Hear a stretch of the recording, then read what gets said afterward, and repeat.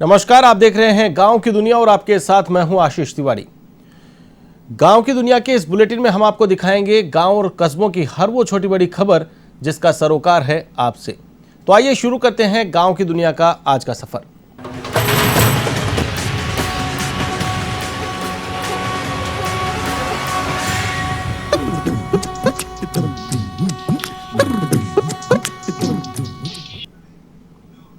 जोधपुर में पंचायत समिति और जिला परिषद सदस्य चुनाव का पहला चरण और दूसरा चरण शांतिपूर्ण संपन्न हो गया। मंगलवार को अंतिम चरण के लिए मतदान दलों को पॉलिटेक्निकल कॉलेज से प्रशिक्षण देकर रवाना किया गया।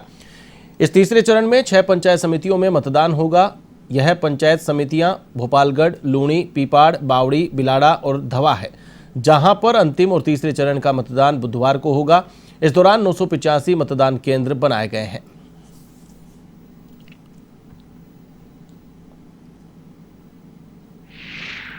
1 सितंबर को मतदान होगा। उसके लिए आज मतदान दल है, उनका प्रशिक्षण और रवानगी का कार्यक्रम यहाँ रखा गया है। प्रथम चरण में आज प्रथम शिफ्ट में 4 पंचायत समिति भोपालगढ़, बिलाड़ा, पीपाड़ शहर और लूणी इनके मतदान दल है, उनको प्रशिक्षण देकर सामग्री देकर रवाना किया जा रहा है। और दूसरे चरण में धवा और दूसरी पंचायत समिति बावड़ी इनका मतदान दल है और रवाना होंगे। सिरोही जिले में पंचायत चुनाव के तीसरे चरण को लेकर पुलिस और प्रशासन ने तैयारियों को अंतिम रूप दे दिया है। पुलिस प्रशासन ने शिवगंज इलाके के कई हिस्सों में फ्लैग मार्च निकाला। थानाधिकारी माया पंडित ने बताया कि चुनाव के दौरान पुलिस प्रशासन मुस्तैद है और शांतिपूर्ण तरीके से चुनाव संपन्न करवाए जाएंगे।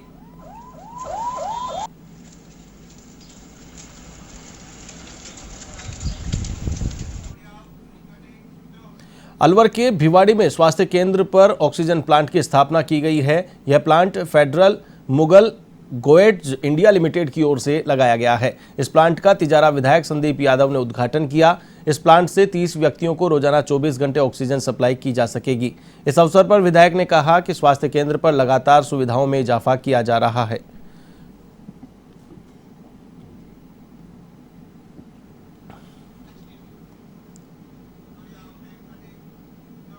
बजरंग सेना के राष्ट्रीय संयोजक रघुनंदन शर्मा अपने जयपुर दौरे पर रहे, जिनका बजरंग सेना चौमू तहसील उपाध्यक्ष कालूराम झाझड़िया के नेतृत्व में स्वागत किया गया। इस मौके पर रघुनंदन शर्मा ने कार्यकर्ताओं को संबोधित करते हुए इस दौरान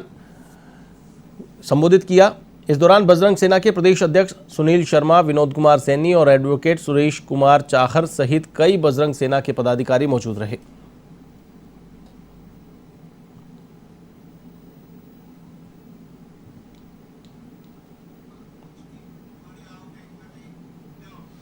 तारानगर के गांव देवगढ़ निवासी शहीद संजय वर्मा को राजकीय सम्मान के साथ अंतिम विदाई दी गई।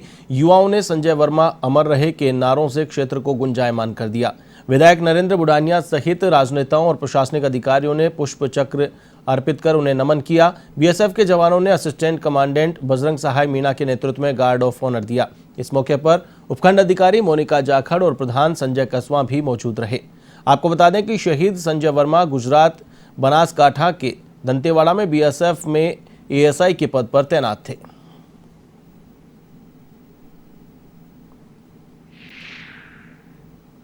आज राजकीय सम्मान के साथ दाह संस्कार हुआ। संजय वर्मा दंतेवाड़ा में बीएसएफ में एएसआई के पद पर कार्यरत थे। वो कल शहीद हो गए। आज हम सब तहसील के लोग वहाँ पे पहुँचे, उनको श्रद्धांजलि अर्पित की। मेरे द्वारा फूलों का चक्र उनके सम्मान में चढ़ाया गया। लोगों में बड़ा भारी उत्साह था। भारत माता की जय जयकार के नारे लग रहे थे नौजवानों की तरफ से। पश्चिम बंगाल के कूच बिहार स्थित बांग्लादेश सरहद पर शहीद हुए जवान शीशराम का पार्थिव शरीर कुचामन के चितावा गांव लाया गया, जहां सैन्य सम्मान के साथ पैतृक गांव में उनका अंतिम संस्कार किया गया। ऐसे में शहीद जवान के दर्शनों के लिए जनसैलाब उमड़ा। वहीं हर किसी ने नम आंखों से वीर शीशराम को अंतिम विदाई दी। इस अवसर पर भाजपा प्रदेशाध्यक्ष सतीश पूनिया, पूर्व विधायक विजय सिंह चौधरी, पूर्व विधायक मान सिंह किंसरिया, नागौर जिला प्रमुख भागीरथ सिंह ने जांबाज शीशराम को श्रद्धांजलि अर्पित की।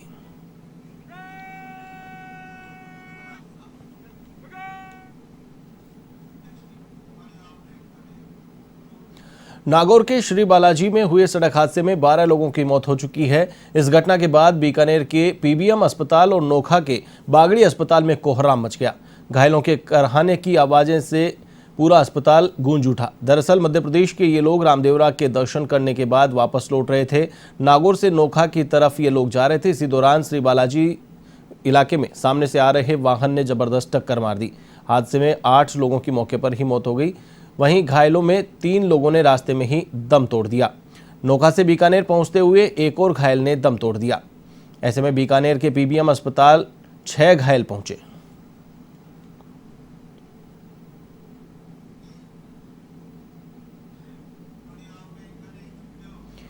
किसी व्यक्ति की गुमशुदगी पर पुलिस कितनी लापरवाह हो सकती है, इसका उदाहरण नोखा में देखा जा सकता है, जहां एक पिता ने 5 दिन पहले अपने बेटे के लापता होने की सूचना दी और उसकी हत्या होने की आशंका भी जताई, लेकिन पुलिस उसे ढूंढ नहीं सकी। सोमवार को उसका शव चरकड़ा गांव की रोही में पड़ा मिला। सड़े गले शव को से स्पष्ट है कि उसे 5 दिन पहले ही मारकर फेंक दिया गया था। एक चरवाहे ने पुलिस को सूचना दी। इसके बाद घटना का पता चला। ये शव उसी युवक का है जिसका पिता 5 दिन से पुलिस थाने के चक्कर काट रहा है।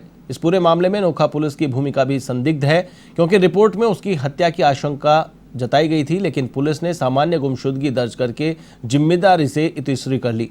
वहीं नोखा सीओ नेम सिंह ने बताया कि एक व्यक्ति को हत्या के आरोप में गिरफ्तार कर जांच शुरू कर दी है।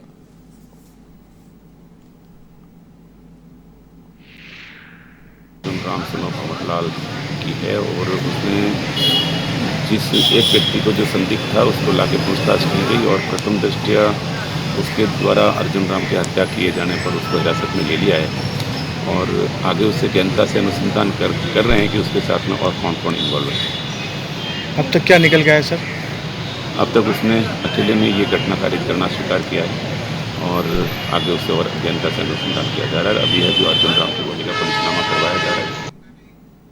बारा जिले में किशनगंज क्षेत्र के सहरिया में आकाशीय बिजली गिरने से 2 युवकों की मौत हो गई। वहीं 2 अन्य युवक घायल हो गए, जिन्हें इलाज के लिए बारा के जिला अस्पताल में भर्ती करवाया गया। प्राप्त जानकारी के अनुसार स्वरूपपुर गांव की यह घटना है, जहां सहरिया परिवार के लोग खेत पर काम कर रहे थे और इसी दौरान खेत पर काम कर रहे युवक पेड़ के नीचे जाकर छिप गए, जहां पर अचानक आकाशीय बिजली गिरने से 2 युवकों की मौके पर ही मौत हो गई, जबकि 2 अन्य घायल हो गए।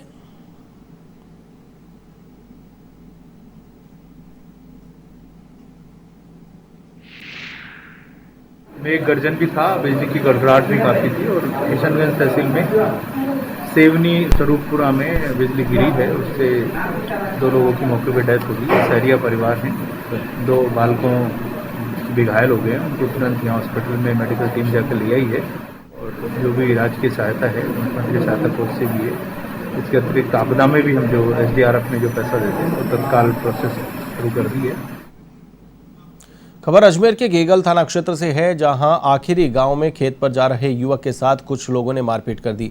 मारपीट के बाद घायल युवक को परिजनों ने जवाहरलाल नेहरू अस्पताल में भर्ती करवाया, जहां उपचार के दौरान उसने दम तोड़ दिया।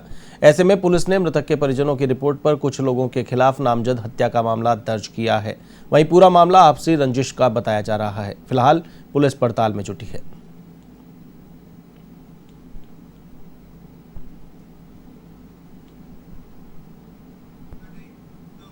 बूंदी के इंद्रगढ़ स्थित मेज नदी में बहे 2 युवकों के शव एनडीआरएफ और सिविल डिफेंस टीम ने कड़ी मशक्कत के बाद रेस्क्यू किए हैं।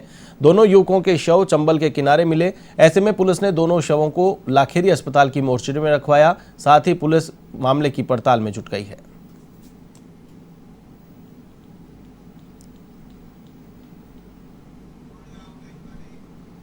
अजमेर के पुष्कर सरोवर में नहाने गया एक किशोर पानी में डूब गया। घटना के बाद मौके पर हड़कंप मच गया।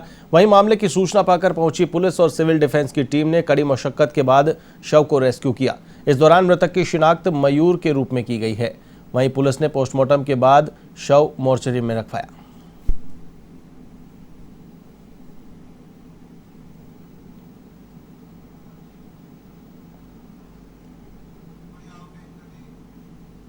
टोंक के देवली में बस स्टैंड पर 2 भाइयों ने विकलांग पुजारी की पीट कर हत्या कर दी। इस घटना को लेकर ब्राह्मण समाज में गहरा आक्रोश व्याप्त है। समाज के लोगों ने शहर के परशुराम सर्किल पर धरना देकर अपनी मांगों को लेकर प्रदर्शन किया। मामले में देवली थाना पुलिस ने दोनों आरोपी भाइयों में से एक आरोपी को हिरासत में ले लिया है, जबकि दूसरा फिलहाल फरार है। थाना प्रभारी राजेंद्र खंडेलवाल ने बताया कि बस स्टैंड के नीलकंठ महादेव मंदिर के पुजारी गोपाल पाराशर का बस स्टैंड पर चाय की दुकान लगाने वाले पारस और शिवराज साहू से मास्क बेचने को लेकर विवाद हुआ था।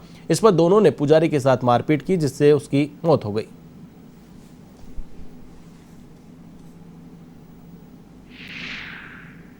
गोपाल जी पारस पंडित जी थे जो मास्क लेने किसी ठेले पे गए थे, जहाँ उनके रेट को लेकर विवाद हो गया, कहासुनी हो गई, तो वो धक्का मुक्की भी हुई जैसा रिपोर्ट में बताया है। उसके बाद में पुजारी जब मंदिर में गया वहाँ मुँह पेड़ से उतरा नहीं और वहीं घूम के उल्टी होके उसकी डेथ हो गई। इस रिपोर्ट पर फरियादी के जो मृतक है उसके परिवार वालों ने रिपोर्ट दी है, उस पर हमने मुकदमा दर्ज किया है और जो नामजद आरोपी है उनमें से एक को डिटेन भी किया है। नागौर के डीडवाना में एसीबी ने बड़ी कार्रवाई करते हुए निजी बीएड कॉलेज संचालक को 10,000 की रिश्वत लेते ट्रैप किया है। आरोपी ने बीएड छात्र की उपस्थिति पूरी बताने के एवज में 20,000 रुपए की रिश्वत की डिमांड की थी। ऐसे में परिवादी की शिकायत का सत्यापन करवाने के बाद अजमेर एसीबी ने आरोपी कॉलेज संचालक सरवर खान उर्फ सुल्तान खां को 10,000 रुपए की रिश्वत देते रंगे हाथों धर दबोचा। आरोपी ग्रीनवुड शिक्षण संस्थान का संचालक है। वहीं अजमेर एसीबी के अतिरिक्त पुलिस अधीक्षक सतनाम सिंह के नेतृत्व में इस पूरी कार्रवाई को अंजाम दिया गया।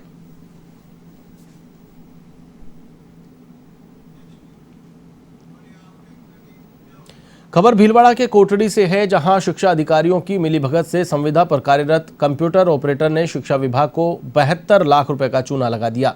ऐसे में जब 2 थानों में मामला दर्ज हुआ तो अधिकारियों के हाथ पांव फूल गए। इस बीच आनन फानन में बडलियास और कोटड़ी थाने में ऑपरेटर गोपाल सुवालका के खिलाफ राजकोष के गबन का मामला दर्ज कराया गया। तो वहीं बडलियास थाने में दर्ज मामले के बाद जिला शिक्षा अधिकारी ने जांच के लिए टीम गठित कर मामले की पड़ताल के आदेश दिए हैं। साथ ही आरोपी संविदा कर्मी को गिरफ्तार कर लिया गया है। फिलहाल पुलिस मामले की पड़ताल में जुट गई है।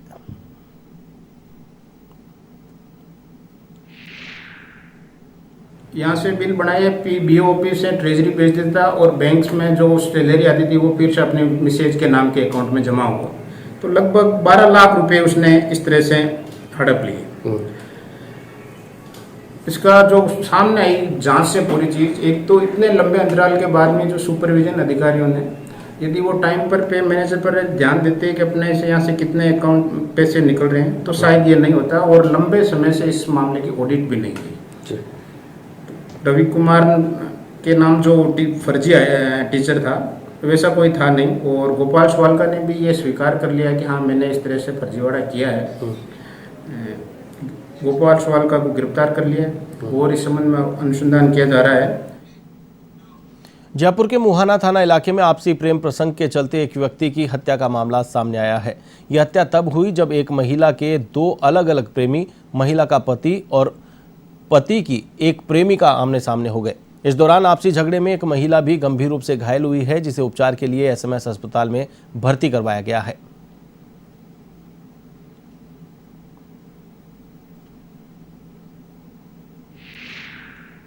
मुहाना मंडी परिसर में जो भैरव जी मंदिर पुजारी हैं मदन मोहन जी, उन्होंने सूचना दी थी कि खानाबदोश रहने वाले कुछ लोगों में आपसी झगड़ा हुआ है, जिसके कारण एक युवक की मृत्यु हुई है और एक महिला घायल है। इस पर पुलिस ने मौका मुआयना किया, घायल महिला को एसएमएस हॉस्पिटल एडमिट करवाया है और जिनकी डेथ हुई है उसकी पहचान मोहना धाकड़ के नाम में से हुई है। अभी उसकी सपूनत जांच होना बकाया है, उसके परिजन अभी तक नहीं आए और उसकी मूलतः कहाँ का रहने वाला ये जानकारी होना शेष है। झगड़े की जड़ ये सामने आई है कि जो घायल महिला बसंती है, इसने लव मैरिज की थी। एक व्यक्ति नाम है इनका कन्हैया लाल जी, और कन्हैया लाल के अलावा अन्य के अफेयर में थी। उस बात को विवाद को लेकर के इनमें ये झगड़ा हुआ है, इस बात की जांच की जा रही है। मंदिर के जो पुजारी हैं उनकी रिपोर्ट पर एफआईआर दर्ज करके जालोर की कोतवाली पुलिस ने बड़ी कार्रवाई करते हुए 25 लाख रुपयों के गहनों की नकबजनी के मामले में शातिर अपराधी को गिरफ्तार किया है। आरोपी के खिलाफ अलग अलग थानों में करीब 1.5 दर्जन नकबजनी और चोरी के मामले दर्ज हैं। फिलहाल आरोपी से पूछताछ की जा रही है।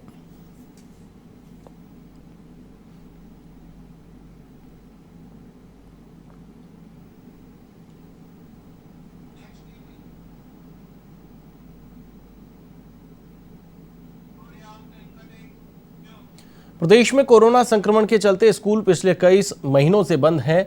अब स्कूलों में फिर से घंटी बजने वाली है, यानी कि स्कूलों में बुधवार से फिर से हलचल होने वाली है। लेकिन स्कूल खुलने से पहले ही स्कूल में टीचर्स का विरोध शुरू हो गया है।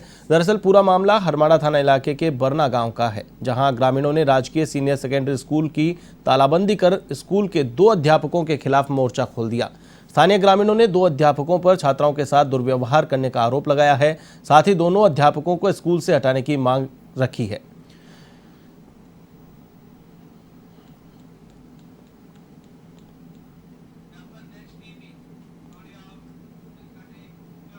अलवर के बहरोड में C2 यूनियन के बैनर तले बहरोड, नीमराना, शाहजहाँपुर और सोतानाला के श्रमिकों ने अपनी मांगों को लेकर प्रदर्शन किया और श्रम मंत्री के नाम SDM को ज्ञापन सौंपा। इस दौरान श्रमिकों ने उनकी मांगों पर समय पर उचित समाधान नहीं करने पर आंदोलन करने की चेतावनी दी। ऑटो नियम कंपनी श्रमिक यूनियन के अध्यक्ष जितेंद्र कुमार ने बताया कि पिछले 2 साल से कंपनी प्रबंधन और श्रमिक यूनियन में विवाद चल रहा है, जिसकी शिकायत श्रम विभाग अलवर और जयपुर में की गई है, लेकिन श्रम विभाग ने कोई उचित कदम नहीं उठाया है। उन्होंने बताया कि कंपनी ने हठधर्मिता कर 4 श्रमिकों को टर्मिनेट और 8 श्रमिकों को निलंबित कर दिया है।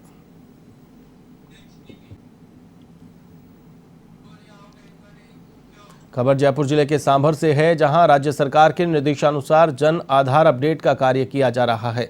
इसको लेकर सांभर उपखंड अधिकारी प्रकाश चंद्र रेगर ने उपखंड क्षेत्र में संचालित राशन विक्रेताओं की पंचायत समिति सभागार में मीटिंग ली और जल्द से जल्द जन आधार कार्ड अपडेट करने के निर्देश दिए। प्रवर्तन अधिकारी जयराम गुर्जर ने बताया कि जन आधार कार्ड अपडेशन का काम जरूरी है। जन आधार कार्ड अपडेट नहीं करवाने से सभी योजनाओं के लाभ से वंचित रह सकते हैं।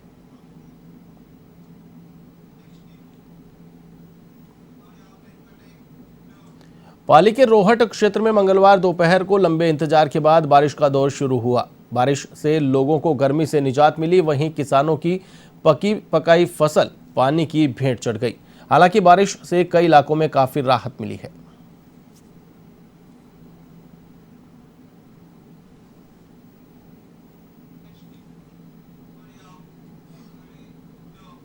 अलवर जिले में भिवाड़ी के चौपान की औद्योगिक क्षेत्र स्थित एक उद्योग इकाई में अज्ञात कारणों के चलते एक टैंक में ब्लास्ट हो गया, जिसकी चपेट में आने से एक महिला सहित 3 श्रमिक गंभीर रूप से झुलस गए।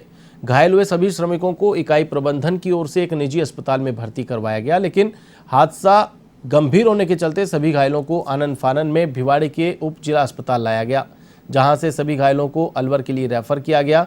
कंपनी के सुपरवाइजर सुनील सिंह ने बताया कि तेल के एक टैंक में टेक्निकल फॉल्ट के चलते धमाका हुआ और धमाके में जो तेल बिखरा उसकी चपेट में श्रमिक आ गए।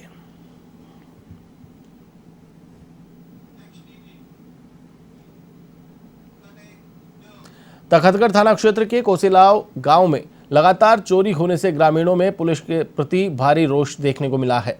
अब कोसेलाव गांव के प्रसिद्ध माताजी मंदिर में चोरी का मामला सामने आया है। इसको लेकर ग्रामीणों ने मामला दर्ज कराया है। वहीं थानाधिकारी ने मौका मुआयना किया है। मंगलवार को ग्रामीणों ने विरोध प्रदर्शन किया और आरोपियों पर ठोस कार्रवाई नहीं करने पर 11 दिन के बाद पुलिस चौकी कोसेलाव और तखतगढ़ थाने का घेराव करने की चेतावनी दी है।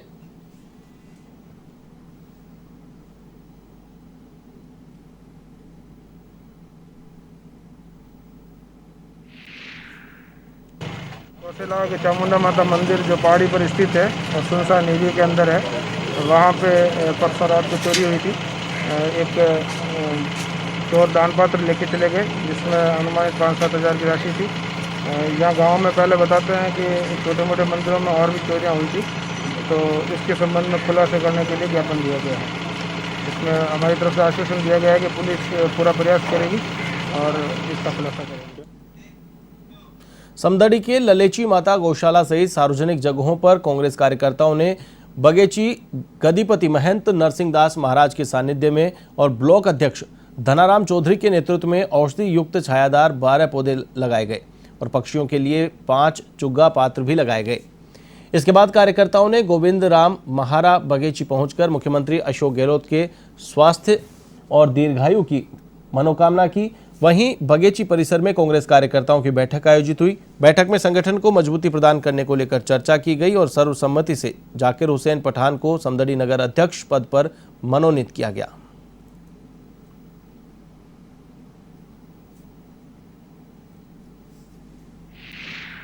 सभी कांग्रेस के कार्यकर्ताओं ने मिलकर ये वृक्षारोपण श्री ललित सिंह माता गौ सेवा समिति के परिसर में किया गया और परिंदे भी पक्षियों के लिए लगाए गए सभी कार्यकर्ताओं के द्वारा।